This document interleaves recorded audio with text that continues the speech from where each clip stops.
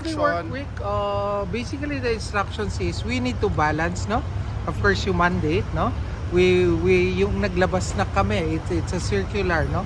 I think I just signed off on that, no?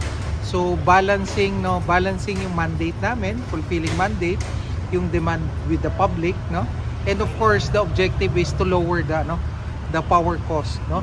Kasi as a nation, we should contribute, each and every one of us, no?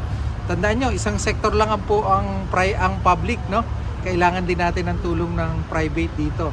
Tulong-tulong tayo, mapababa yung cost para yung impact ng nangyayaring conflict sa Middle East, mapababa natin yung impact sa atin, na negative impact sa atin. No? So anong schedule nito, sir? Monday to Thursday? Monday to Thursday. Okay. Kasi 'di ba yung courts, Friday, sir.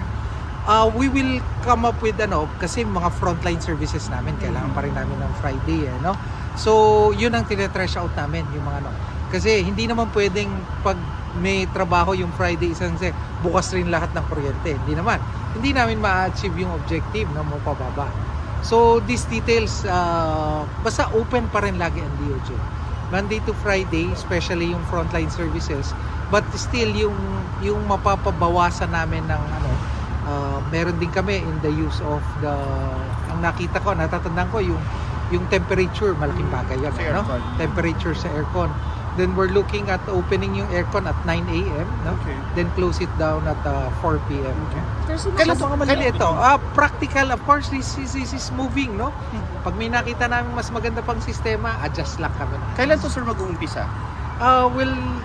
We're circularizing it today. We're starting it this week. Okay. We're starting it this week as soon as possible. Kasi gusto natin yung positive effect kami. Sir, sino yung kasama sa frontline? I don't have the details now. Of course, syempre,